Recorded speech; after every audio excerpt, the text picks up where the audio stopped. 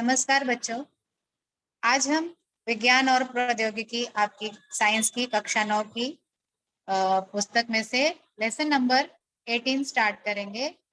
Lesson number 16 start करेंगे।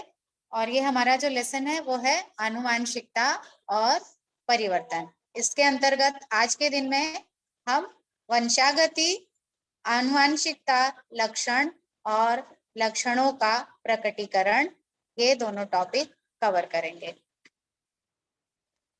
वंशागति क्या है उससे पहले मेरे क्लास का एक बच्चा है मोहन, जिसके परिवार का मैंने कुछ लक्षणों के बारे में लिखा है। वैसे ही आप अपने घर में भी, जब मैं आपको बताऊंगी तो आप अपने घर में भी आपके जो सदस्य हैं उनका रंग रूप आकार जो भी यहाँ पर दिया है उससे आप कंपेयर कर सकते हैं। जैसे कि त्वचा का रंग है तो मोहन जो है वो गोरा है, उसके दादाजी सांवले हैं, उसकी दादी गोरी है, पिताजी काले हैं और माँ गोरी है।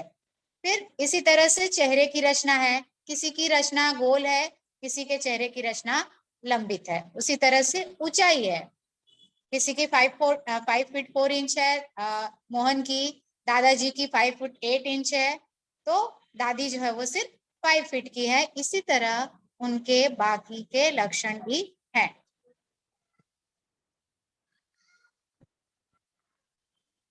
उसी तरह से आंखों का रंग, मोहन की आंखों का रंग काला है तो उसके दादाजी की आंखों का रंग भी काला है, लेकिन दादी की आंखों का रंग भूरा है। इसी तरह से पिताजी का रंग काला आंखों का और माँ का भूरा है। और हाथ के अंगूठे की रचना, तो किसी के हाथ के अंगूठे की रचना आप देखोगे, अगर आप अपना, जो भी बच्चे क्लास में है, आप अपना अंगूठा सीधा रख के देखो, ऐसा थम्स अप करते हैं ना, अगर आप वैसे रख के देखोगे तो किसी किसी का अंगूठा पीछे की तरफ झुका हुआ होता है और किसी किसी का अंगूठा एकदम स्ट्रेट, एकदम सीधा होता है। तो इस तरह से हम ये कह सकते हैं कि भले ही हम सब दिखने में एक जैसे हैं, मतलब एक जैसे का मतलब हम सब के पास 2 आंखें, 2 कान, एक नाक, इस तरह है, लेकिन फिर भी हम एक दूसरे को पहचान सकते हैं। तो हम वो किस तरह पहचान सकते हैं? इन्हीं सारी विषमताओं के आधार पर, अर्थात हम चेहरे के लक्षण, किसी की आंखें बड़ी हैं, किसी की छोटी हैं, किसी की काली हैं, किसी की भूरी हैं, लेकिन इन सब में जो समानता ये होती है कि हमारे कुछ लक्षण हमारे माता से मिलते हैं, कुछ लक्षण पिता से मिलते हैं, कुछ लक्षण जो है दादा दादी या नाना नानी से मिलते हैं।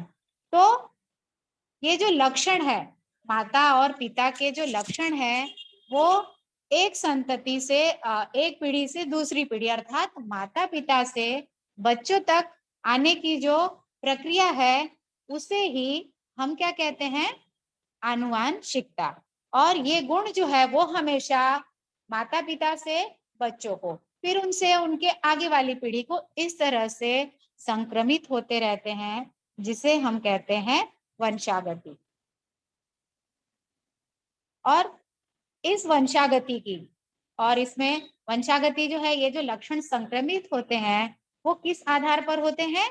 जनुक या जीन्स के आधार पर होते हैं। और उनकी अध्ययन करने वाली जो शाखा है, अर्थात जिस शाखा के अंतर्गत हम इन सारी बातों का अध्ययन करते हैं, उसे हम आनुवांशिक विज्ञान या जेनेटिक्स कहते हैं।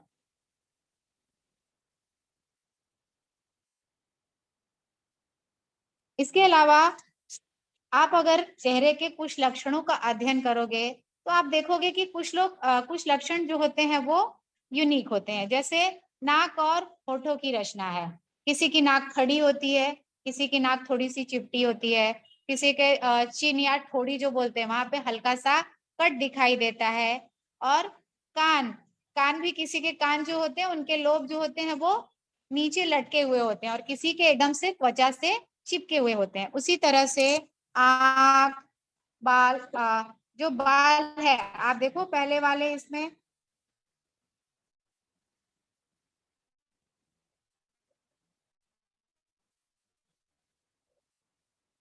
यहाँ पर आप देखो ये बालों का शेप कैसा है, ऐसा वी शेप का है, और किसी किसी के बाल कैसे होते हैं, बिल्कुल सीधे होते हैं।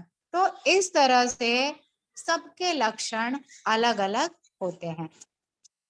अब हम फिर से आनुवांशिकता की परिभाषा, अर्थात परिभाषा का मतलब क्या होता है, जिसे हम बिल्कुल से सामान्य बोलचाल की भाषा में हम आनुवांशिकता एक दूसरे को समझा सकते हैं, लेकिन जब हम एग्जाम में आंसर लिखते हैं तो हमें सटीक परिभाषा पता होनी चाहिए। तो आनुवांशिकता क्या है, माता एवं पिता का शारीरिक एवं मानसिक लक्षण संतान में संक्रमित होने की प्रक्रिया को आनुवांशिकता कहते हैं। ठीक है, और आनुवांशिकता के कारण ही बिल्ली के बच्चे हमेशा बिल्ली के जैसे, कबूतर के और मनुष्य के बच्चे मनुष्य के जैसे ही दिखते हैं। ऐसा नहीं है कि बिल्ली का बच्चा शेर दिखेगा, है ना। अब हम कहेंगे कि ये मैंने कह दिया कि माता पिता के लक्षण संतान में जाते हैं, लेकिन ये आखिर किस तरह जाते हैं, आगे हम ये देखेंगे। आनुवांशिकता जो होता है वो हमारे शरीर की कोशिकाओं से आरंभ होता है। कोशिका होती है, उसके बीच में होता है केंद्रक। आप सभी लोगों ने कोशिका की संरचना की अध्ययन की होगी, मैं थोड़ा शॉर्ट में आपको दिखा देती हूँ। यहाँ पर देखिए, कोशिका है और कोशिका का होता है केंद्रक। जैसे हमारे शरीर का जो सबसे मुख्य हिस्सा है, जो सारी जानकारी रखता है, वो है हमारा मस्तिष्क। हमारा मस्तिष्क या हमारा दिमाग जिस तरह से हमें ऑर्डर देता है, हर एक काम हम अपने दिमाग से सोचकर ही करते हैं। तो ठीक उसी तरह से कोशिका का दिमाग उसका केंद्रक होता है। केंद्रक में हर एक प्रकार की जानकारी होती है, और ये जानकारी कहाँ पर होती है, गुणसूत्रों में होती है। ये जो है ये हमारा गुणसूत्र है, और गुणसूत्र किसके बने होते हैं, डीएनए के बने होते हैं। ठीक है, और डीएनए का वो हिस्सा यहाँ पर है ना, जैसे हमने बात की आंखों के रंग की, तो आंखों का रंग जो है वो किस प्रकार से होगा, उसमें जो कलर वाले पिगमेंट होते हैं, और वो पिगमेंट का संश्लेषण जो है उसके लिए डीएनए में जानकारी होती है, और डीएनए का जितना हिस्सा उस एक लक्षण को निर्धारित करता है, उस एक लक्षण के लिए लगने वाले प्रथिन या प्रोटीन बनाता है, उस हिस्से को हम जीन कहते हैं। ठीक है, तो इस आधार पर हम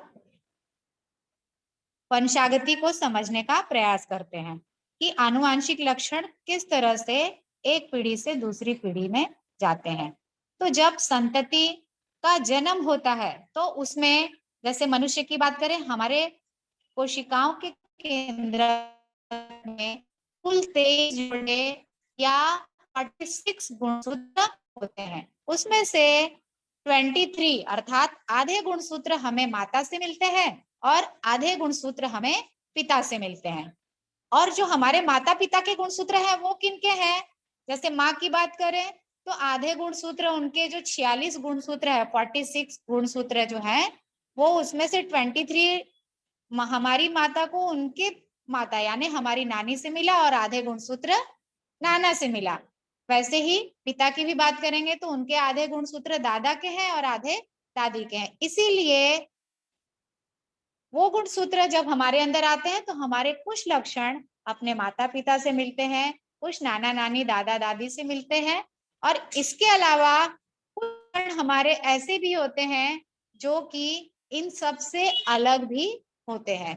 तो इन सब वेरिएशन या विभिन्नता का आधार कौन होता है, गुणसूत्र होते हैं। गुणसूत्र में हमारे शरीर के प्रत्येक लक्षण, और शरीर के ही नहीं, मानसिक रूप से, जैसे कोई बहुत अच्छा चित्रकार होता है, कोई बहुत अच्छा गाता है, कोई मैथ्स में कैलकुलेशन करने में बहुत तेज होता है, तो कोई याद करने में अर्थात चीजों को स्मरण करने में बहुत तेज होता है। तो ये सारे लक्षण जो है ये कौन निर्धारित करता है, हमारे गुणसूत्र निर्धारित करते हैं। ठीक है, अब ये जानकारी डीएनए या गुणसूत्र पे होती है। हमने देखा गुणसूत्र किससे बना है, डीएनए से बना है। तो डीएनए जो होता है उसके ऊपर जैसी जानकारी होती है उसी प्रकार का प्रथिन वो बनाता है और फिर उस प्रथिन से हमारे लक्षण बनते हैं। जैसे यहाँ पर हमें एक उदाहरण दिया है वनस्पति की लंबाई का। कोई कोई वनस्पतियां बहुत लंबी हो जाती हैं, कोई बहुत छोटी हो जाती हैं। तो क्यों होती हैं? क्योंकि वनस्पतियों में वृद्धि किसके ऊपर निर्भर करती है? वृद्धि संप्रेरक या फिर हार्मोन्स पर निर्भर। वो जो हार्मोन होता है वो संबंध एंजाइम्स या प्रकीर्णव बनाकर प्रथिन संश्लेषण में मदद करता है। तो अगर जो हार्मोन है वो अगर ज्यादा सक्रिय है, समझो लंबाई बढ़ाने के लिए जिस प्रथिन की आवश्यकता होती है, तो अगर वो ग्रोथ जो संप्रेरक जो है वो अधिक सक्रिय है, वो अधिक मात्रा में प्रथिन बनाएगा, तो पौधे की लंबाई अधिक होगी। लेकिन अगर जो हमारा वृद्धि का संप्रेरक है वो कम सक्रिय है, तो फिर जो संबंधित एंजाइम्स है या प्रकीर्णव है वो थोड़ी मात्रा में बढ़ेंगे और जिसकी वजह से पौधे की लंबाई जो है वो कम रह जाएगी। इसी तरह से हमारे लक्षण निर्धारित होते हैं। जैसे मैंने आपको एक सिंपल एग्जांपल लिया आंखों के रंग का, तो अगर हमारे अंदर ऐसा जीन है जो कि भूरे रंग का पिगमेंट बनाएगा तो हमारी आंखों का रंग भूरा होगा। और अगर हमारे गुणसूत्रों में ऐसे जीन्स हैं जो कि काले रंग का पिगमेंट बनाएंगे तो वो हमारी आंखों का रंग काला होगा। अब मैंने कहा डीएनए जो है वो प्रथिन बनाता है, लेकिन ये प्रथिन किस तरह से बनाता है? डीएनए जो है उसके ऊपर जो जानकारी है वो उसी प्रकार का आरएनए उस पर बनता है। यानी डीएनए की जानकारी किस में जाती है? आरएनए की। और ये आरएनए जो है वो एक एक अमीनो एसिड जोड़ के प्रथिन का या प्रोटीन का निर्माण करता है। तो इस तरह से हमारा जो गुणसूत्र है, गुणसूत्र से प्रथिन का निर्माण होता है, यानी 3 पार्ट में। गुणसूत्र जो है उसमें डीएनए होता है, डीएनए उस आधार पर आरएनए बनाता है और आरएनए के ऊपर जो जानकारी होती है वो उसी आधार पर प्रोटीन या प्रथिन का निर्माण करता है। अब हम लोग गुणसूत्र की रचना को थोड़ा विस्तार में पढ़ेंगे। जैसे मैंने कहा कि ये गुणसूत्र केंद्रक के अंदर होते हैं। तो हमारी कोशिकाओं की बात करें तो हमारे पास कुल 46 या 23 जोड़े गुणसूत्र होते हैं। और जब मध्यावस्था में हम देखेंगे तो ये जो गुणसूत्र है ये एक्स के आकार के अधिकतर दिखाई देते हैं। ठीक है, अब आप देखोगे मैंने कहा कि गुणसूत्र किसके बने होते हैं? डीएनए के धागे के बने होते हैं। अब आप देखोगे कि डीएनए के धागे कैसे, जैसे स्प्रिंग कॉइल होता है ना, स्प्रिंग गोल गोल घूम के, वैसे ही ये के लंबे धागे स्प्रिंग के जैसा रोल होके मोटे हमें दिखते हैं। वास्तव में क्या होते हैं? लंबे धागे होते हैं, लेकिन कॉइल होके गुणसूत्र छोटे और मोटे हो जाते हैं। और ये हमें आंखों से नहीं, सॉरी, सूक्ष्मदर्शी की सहायता से हम इन्हें स्पष्ट रूप से देख सकते हैं।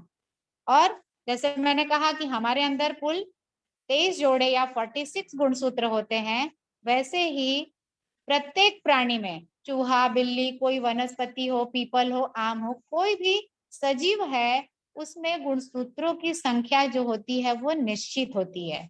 अगर हमारे अंदर 23 जोड़े गुणसूत्र पाए जाते हैं तो इसका मतलब है कि ये 23 जोड़े मनुष्य में ही पाए जाएंगे, किसी और प्राणी में 46 या 23 जोड़े गुणसूत्र नहीं पाए जाएंगे। अब हम थोड़ी सी गुणसूत्र की संरचना देख लेते हैं। पहले आपको गुणसूत्र जो है इसमें कहते हैं भुजाएं।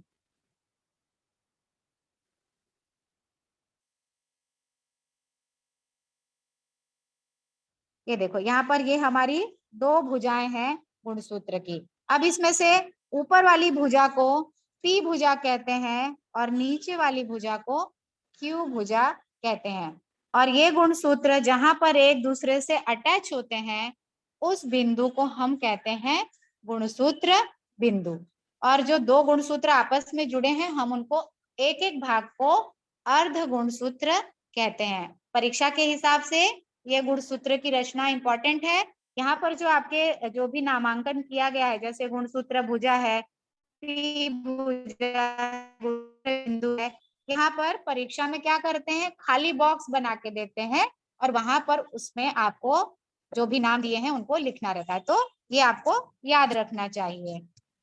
तो ये जो गुणसूत्र बिंदु है इसका एक और नाम होता है जिसे हम कहते हैं प्राथमिक संकीर्णन।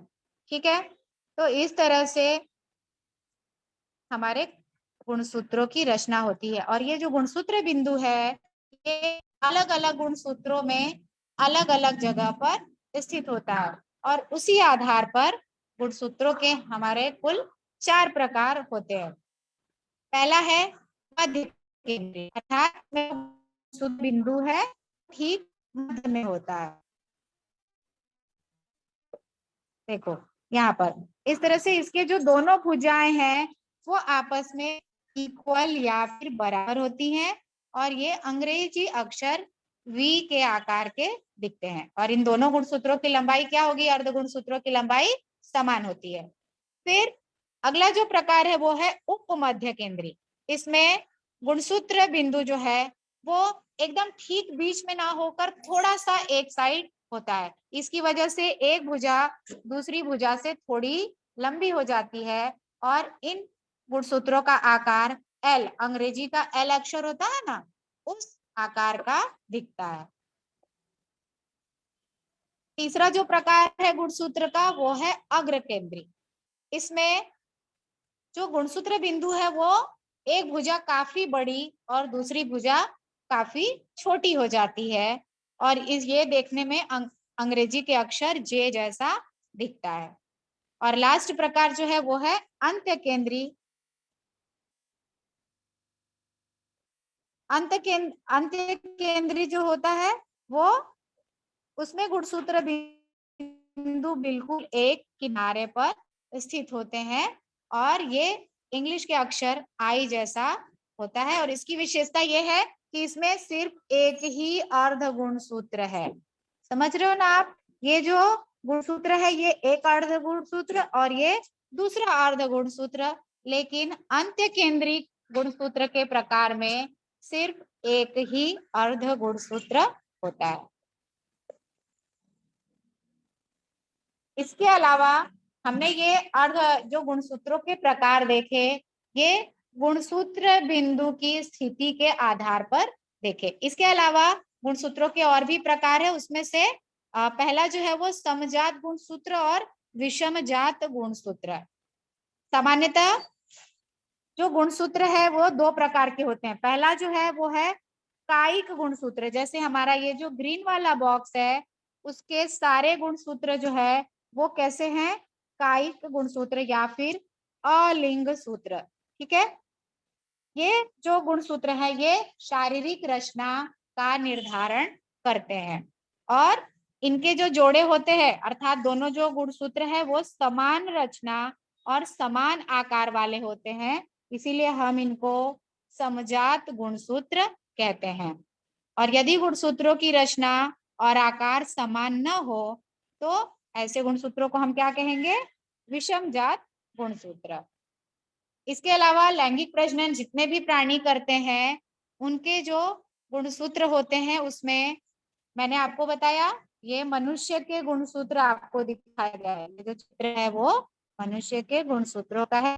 इसमें से ये हमारे 22 जोड़े जो है वो कायिक गुणसूत्र हैं। सॉरी, और ये जो लास्ट वाला जो गुणसूत्र होता है वो क्या होता है, लिंग गुणसूत्र। लास्ट वाला ये क्या है, लिंग गुणसूत्र। ये पुरुष और स्त्री दोनों में अलग अलग प्रकार का होता है। अगर पुरुष है तो उसके गुणसूत्र में एक X और एक Y गुणसूत्र होंगे और अगर स्त्री है तो दोनों ही गुणसूत्र जो होंगे वो XX होंगे। तो इस तरह से हमारे गुणसूत्रों के हमने प्रकार पढ़े।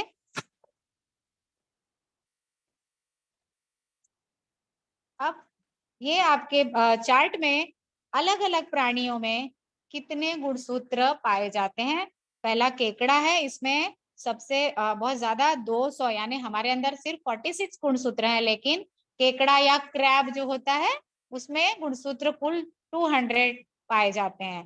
फिर उसके बाद मकई यानी भुट्टा जो बारिश के समय में हम भून के खाते हैं उसमें 20, मेंढक में 26, गोल कृमि में 4, आलू में 48 और मनुष्य में हम पहले ही देख चुके हैं कुल 46 गुणसूत्र पाए जाते हैं।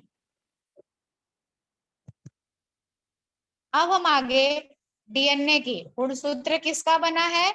डीएनए के लंबे धागे हैं जो स्प्रिंग जैसे कॉइल होके बने होते हैं। इसके अलावा डीएनए के साथ कुछ मात्रा में प्रथिन भी होता है जो कि डीएनए के धागों को कॉइल होकर जोड़ने में मदद करता है। अब गुणसूत्र जो है उनकी खोज स्विस जैव रसायन वैज्ञानिक फ्रेडरिक मिशर थे। उन्होंने 1869 में श्वेत रक्त कणिका अर्थात हमारे रक्त की कणिकाओं में से डीएनए की खोज की थी। और ये अम्ल होता है एक प्रकार का। इसका नाम क्या होता है डीएनए का? Deoxyribo nucleic acid. एसिड अर्थात अम्ल, हिंदी में हम कहें तो इसे हम डीऑक्सीराइबो न्यूक्लिक अम्ल कहेंगे। ये एक प्रकार का अम्ल है और ये पहली बार कोशिका के केंद्रक में मिला था, इसीलिए हम इसे केंद्रक अम्ल कहते हैं। और केंद्रक को हम इंग्लिश में न्यूक्लियस कहते हैं, इसीलिए हम इसे न्यूक्लिक एसिड भी कहते हैं। डीएनए जो होता है वो कोशिका के केंद्रक के अलावा और भागों में भी पाया जाता है। जैसे अगर वनस्पति कोशिका है तो उसके हरित लवक में और इसके साथ साथ तंतु कणिका में भी डीएनए पाया जाता है। और ये डीएनए जो होता है वो अधिकतर प्राणियों में पाए जाते हैं। कुछ विषाणु जो होते हैं उनमें सिर्फ आरएनए होता है, नहीं तो जीवाणु से लेके बड़े वनस्पति प्राणी सभी में ये डीएनए अनिवार्य रूप से पाया जाता है। अब डीएनए का काम क्या है? ये कोशिका में होने वाली हर प्रकार की गतिविधियों को नियंत्रित करते हैं। उसके अलावा वृद्धि और विभाजन, प्रजनन, इन सभी प्रक्रियाओं को नियंत्रित करते हैं और इसीलिए हम इन्हें प्रधान अणु या फिर मास्टर मॉलिक्यूल कहते हैं। अब डीएनए जो है ये किसका बना है? न्यूक्लियोटाइड नामक अनेक छोटे छोटे अणुओं का बना होता है।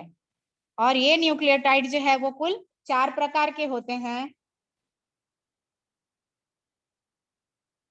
एडेनिन, ग्वानिन, साइटोसिन और थायमिन। इसमें से एडेनिन और ग्वानिन जो होती है वो प्यूरिन्स है और साइटोसिन और थायमिन जो है वो पिरिमिडिन्स है। अर्थात न्यूक्लिक अम्ल जो है वो 2 प्रकार के हैं।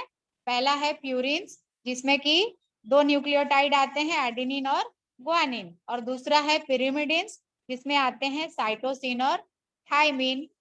ठीक है, और इन्हें हम कहते हैं पिरिमिडिन्स।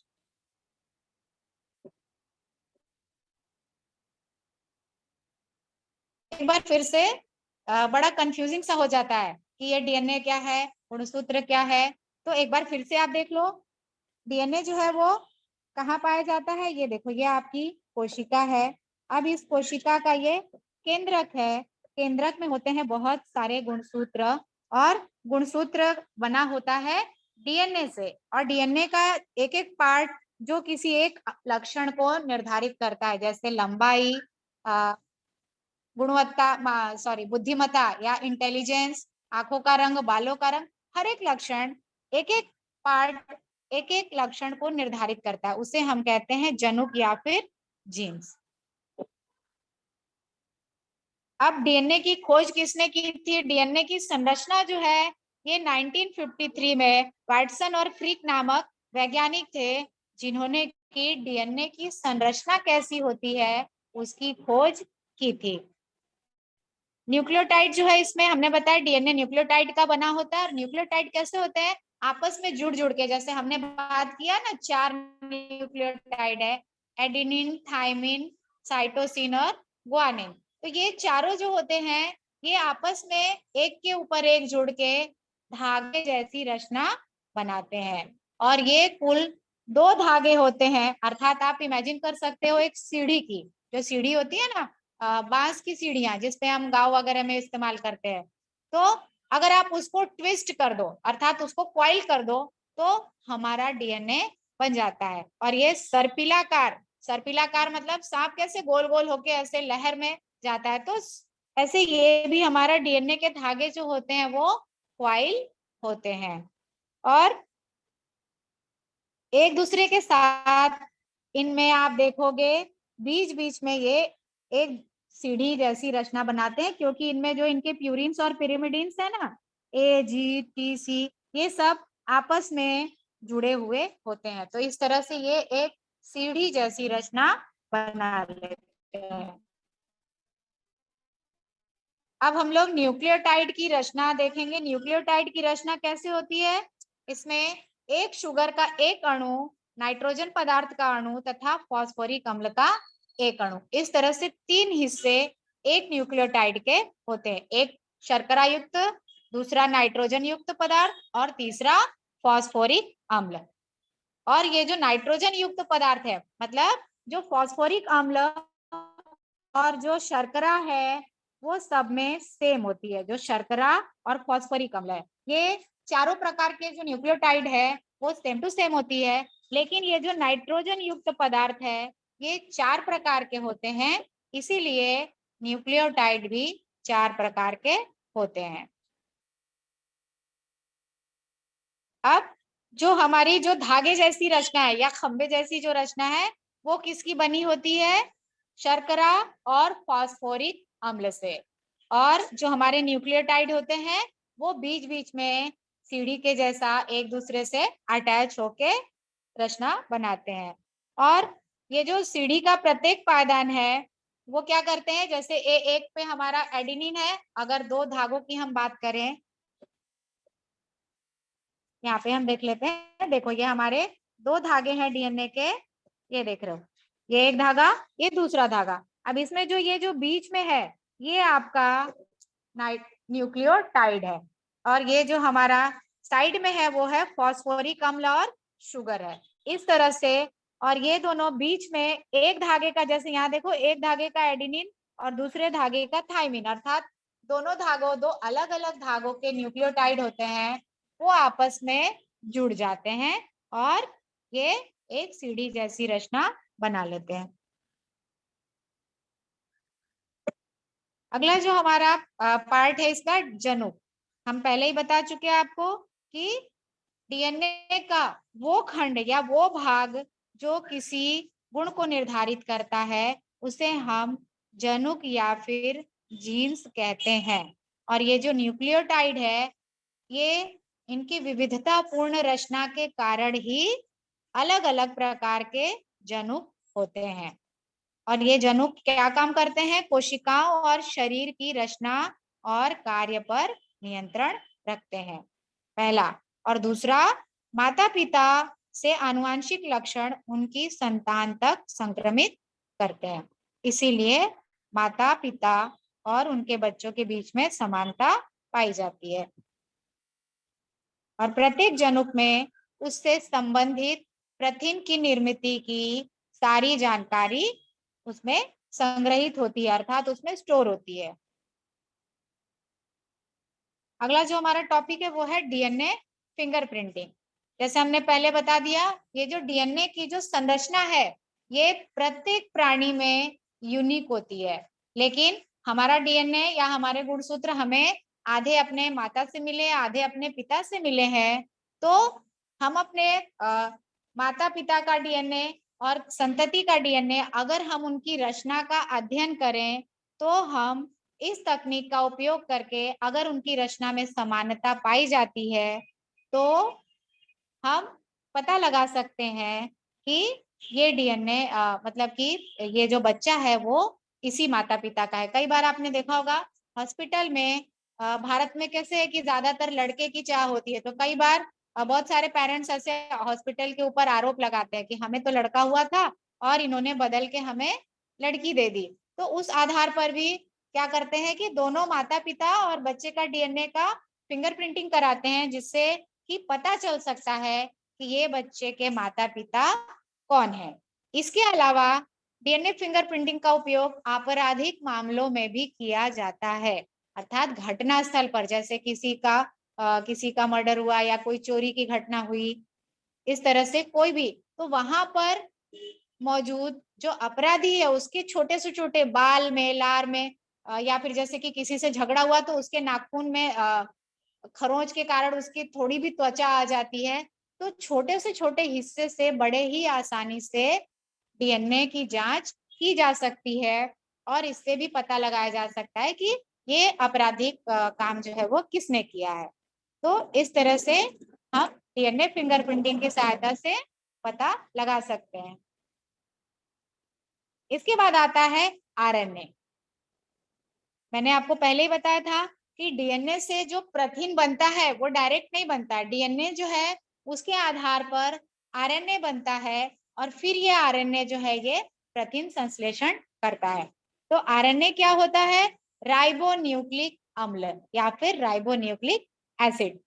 ये डीएनए के बाद दूसरा महत्वपूर्ण न्यूक्लिक अम्ल है।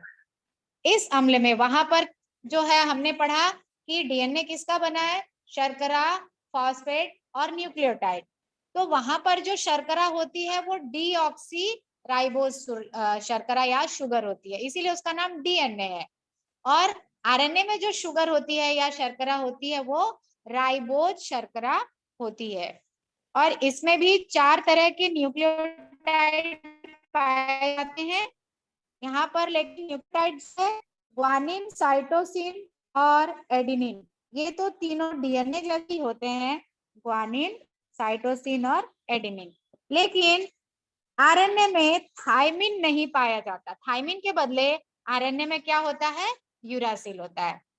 इस तरह से डीएनए और आरएनए की रचना काफी हद तक बहुत समान होती है। पहला अंतर कहाँ होता है कि डीएनए में जो है वो डीऑक्सीराइबोज शर्करा होती है और आरएनए में राइबोज शर्करा होती है।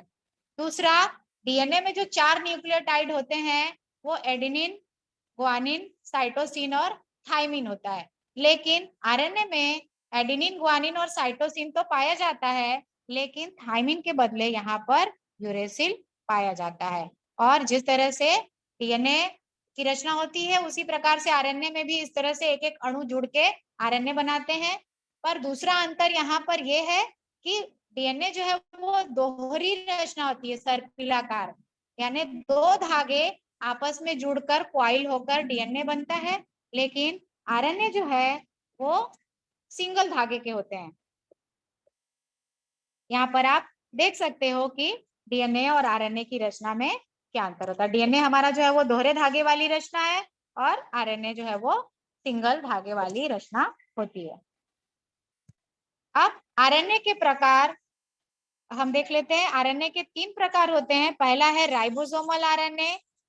राइबोसोमल आरएनए जो है ये प्रोटीन संश्लेषण या प्रोटीन संश्लेषण का काम करते हैं।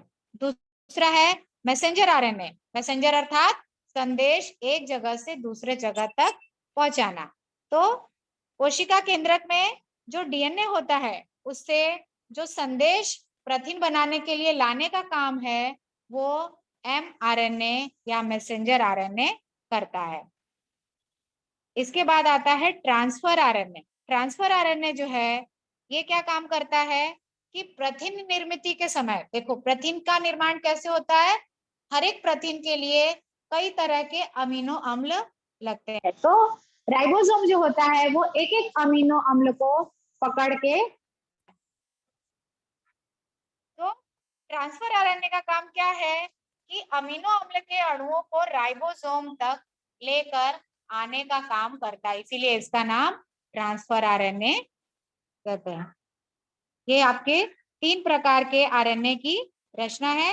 पहला आपका मैसेंजर आरएनए है, ये आपका मैसेंजर आरएनए है। दूसरा आपका ट्रांसफर आरएनए है और ये आपका आरएनए है। इस तरह से 3 प्रकार के आरएनए होते हैं।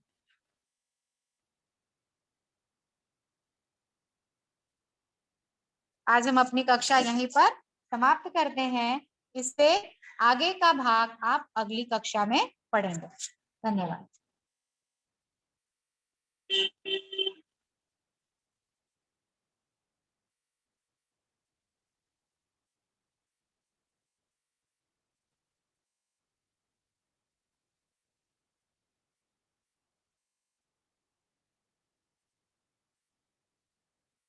किसी को कुछ पूछना है?